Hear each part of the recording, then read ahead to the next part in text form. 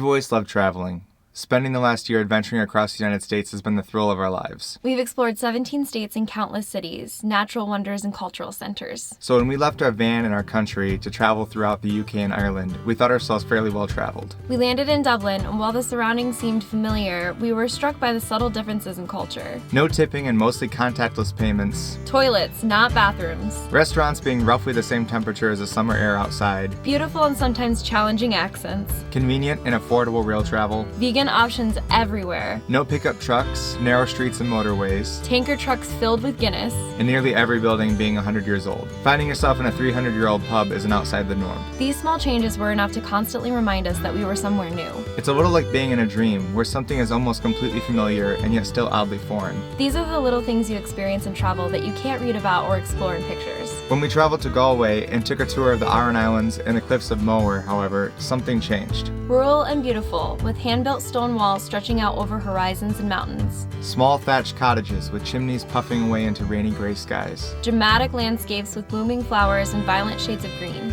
And great rocky cliffs standing against the sea's powerful crashing waves. It was this day, as we stood upon the harsh yet magical Inisheer, that we first recognized our trip was going to be unlike any other. The next day, as we took the train to Belfast, we started to miss Ireland immensely. Maybe the west of Ireland was a one-off, and our best adventures of the trip were behind us. But then we arrived at Giant's Causeway. This incredibly epic landscape was again unlike anything we'd ever seen. By this point, we had gotten accustomed to many of the small cultural differences, but with each day we were being challenged to make sense of a brand new type of experience. It was when we made it to Scotland that the meaning of this adventure really began to sink in. When we left the US, we thought we had a pretty good idea of what traveling meant to us, but then we started to feel something new. That our piece of the world was much tinier than we even knew. That with each experience, our universe was expanding and we felt both smaller and larger at the same time. The more we discovered, the more we realized was out there. This reconnection of yourself as part of a greater global community is something that only travel can offer. And we think the world would be a more empathetic, interesting, and happy place if more people could travel.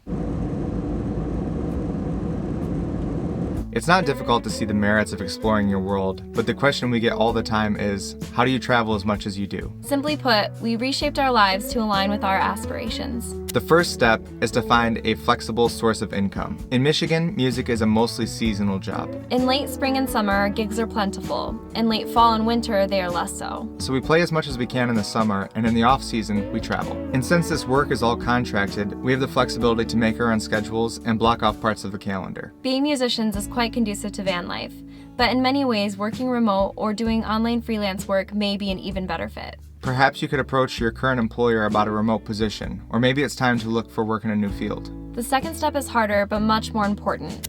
Reduce your expenses. Even after becoming full-time musicians, we had found ourselves in an all-too-common trap: lifestyle creep. When we made more, our lifestyle simply adjusted to compensate. Played some extra gigs this month? I can afford to buy an instrument or some new records. Have a big week of gigs coming up? I deserve to treat myself to some drinks with dinner. In addition, we had a studio apartment in downtown Detroit, an area with a relatively high cost of living. We got to a point where we couldn't really afford to take time off to travel because we needed to pack in as many gigs as possible just to make ends meet each month. So during this time, the most we could manage was 4-day trips to DC and Orlando, flying back just in time for the next gig. The point here is that it's all too easy to push your dreams off into the future until you get a promotion or that new job. But you may find that when you finally do get it, your lifestyle will adjust to the new income and you'll just move the goalposts, pushing that dream further out of reach. This is why working on cutting expenses was the key part of the equation for us. First, we gave up our apartment in downtown Detroit. That eliminated costs from rent, parking, increased car insurance, and utilities. We also paid off the van, and on a smaller scale, cut down on our monthly subscriptions and continued to cook at home as much as possible. We started being much more mindful about not buying things unless they were necessary or brought value to our lives. It was these steps that gave us the flexibility to travel half the year. By reducing expenses and giving up living in a city that we love, we could afford to cut down on gigging, which in turn gave us the freedom to adventure more. This is something we wanted badly enough that it was worth giving up other things that didn't bring us as much joy. Take stock of things, both physical and conceptual. There are 2 piles to sort things into. The first of which is things that add value to my life. This is the stuff that makes life worth living. Traveling to a new city, Relaxing in the morning with a cup of coffee, photo albums of your great-grandparents, quality time with those you love, your comfiest pajamas. trying out a local restaurant, and so on. No one can tell you what this pile should contain. If you find joy in a massive comic book collection, by all means, keep it. The second pile is everything else. Morning commutes, Rarely used kitchen utensils, time spent scrolling social media, clothes that no longer fit, toxic relationships, even extra condiments cluttering your fridge. The more things there are in the second pile, the less time you have for the things in the first. In a physical sense, maybe you can't find your favorite shoes because they're buried behind 10 pair you rarely ever wear. In a conceptual sense, maybe you're so mentally occupied by the stresses of your job that you can't be emotionally present when you finally get a vacation. Start working on eliminating things from that second pile, and you'll begin to see more of your life made up of the things that make you happy. The smaller you make that pile, the less baggage you'll have when you're traveling.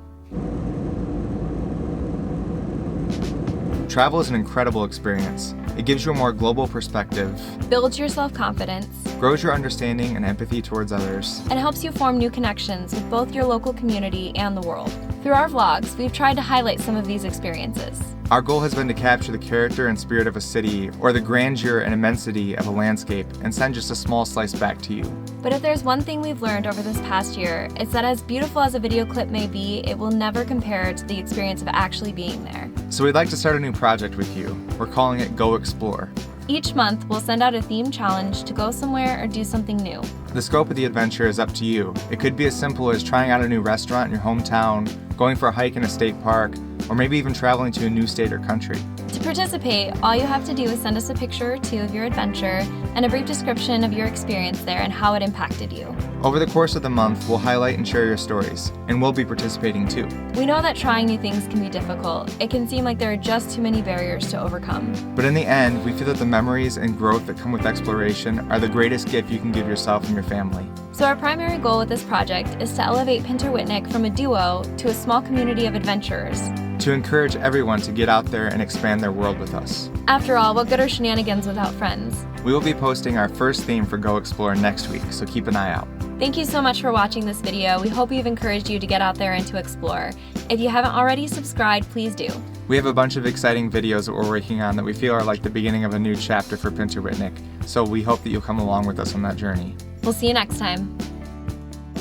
Do we want to say Go Explore together, or would that be too cheesy? Go explore.